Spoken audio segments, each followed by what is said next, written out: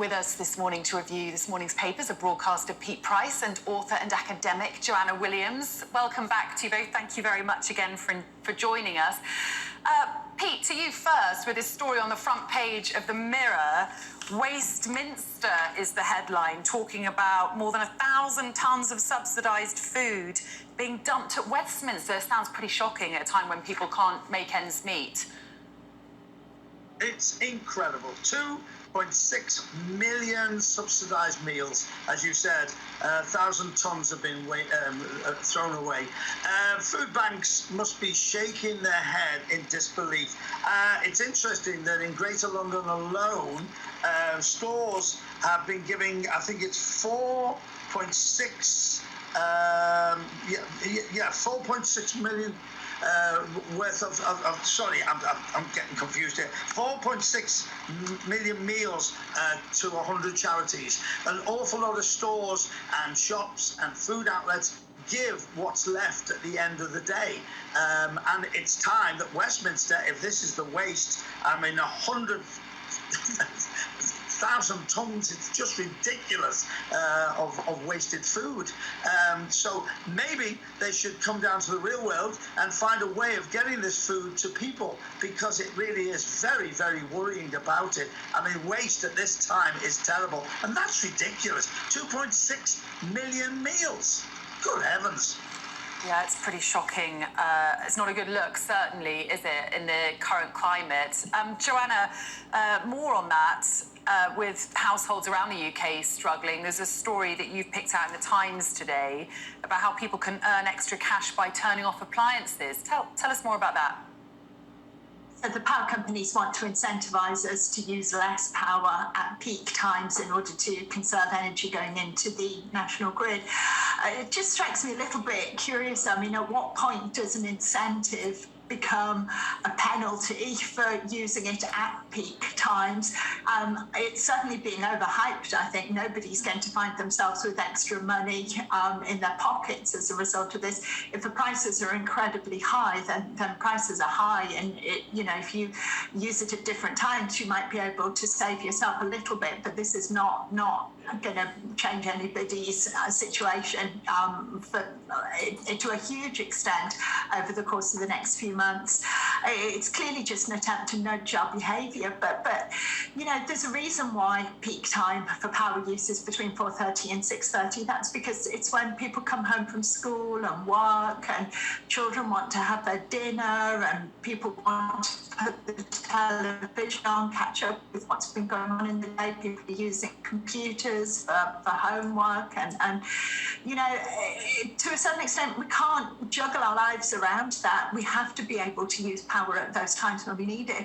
And again, I think what we're seeing here is just another very, very short-term answer, when really we need to be looking at how we can make power much cheaper, much more affordable, so people can actually lead their lives the way they want to, rather than worrying about leading their lives in order to just save money.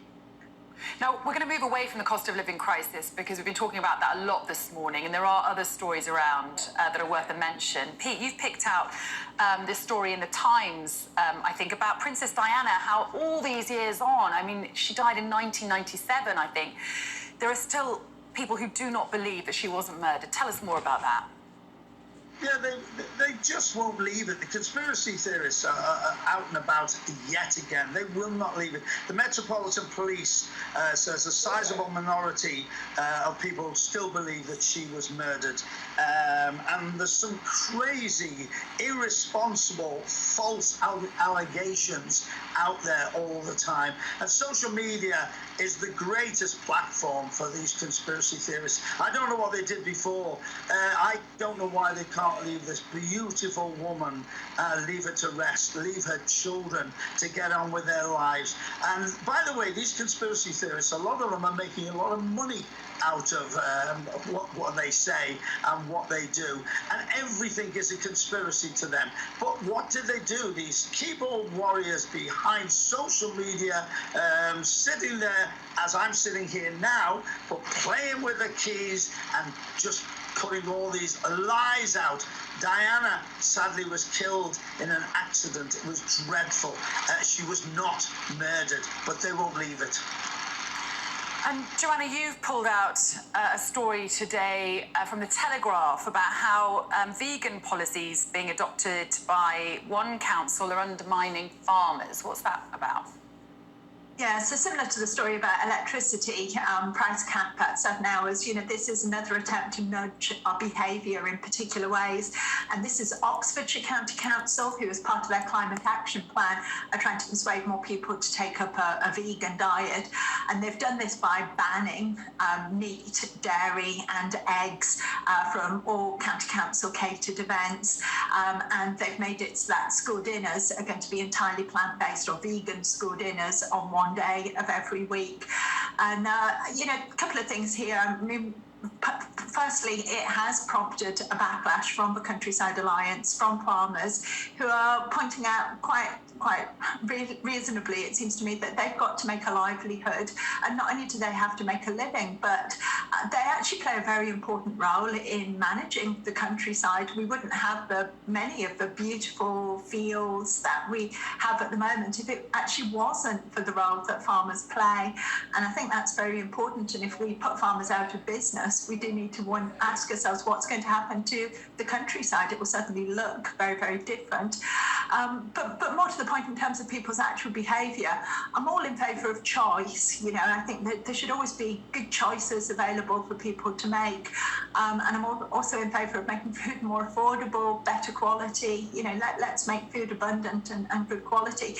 But by actually banning food, it seems to me you're taking that choice away from people. People might have perfectly good reason for wanting to have some dairy or egg during the middle of the day, a bit of meat even, a bit of protein, keep them going. By banning particular foods, you're really taking choice away from people, it seems to me. And Pete, the story that you picked out in the Mail today on page 10 about lazy Brits, a comment from Tory MP Jacob Rees-Mogg blasting lazy British workers. What's all that about? It's an interesting story. We live in a different world now because of the pandemic and because of furlough. A lot of people aren't working. Now, let me say straight away, before I get slaughtered on social media, you can't get a painter, you can't get a decorator, you can't get a joiner, and there's many people out there that work, but there's an awful lot of people that don't want to work. When we lost the workers from abroad because of Brexit, we lost a huge group of people that helped in particular with the catering industry and the care industry. He makes a point, there are lazy Brits out there. You can't blame everybody. You can't tar them all with one brush. There are many workers out there, but we need to come together after the pandemic. We need to get this country back on its feet again, and there are a lot of people out there won't work, don't want to work, have no intention of working. They're having a ball. They have a different way of life now because they've had 2 years off. I was one of the 5.5 million that got nothing from furlough, and we have to go to work, and because of the rail strike, I can't go to work. But that's another story. Just briefly though, how do you think that news would be received up in Merseyside where you are? Someone like Jacob Rees-Mogg, who's been investing in stocks and shares since he was 10 years old, telling people to work harder.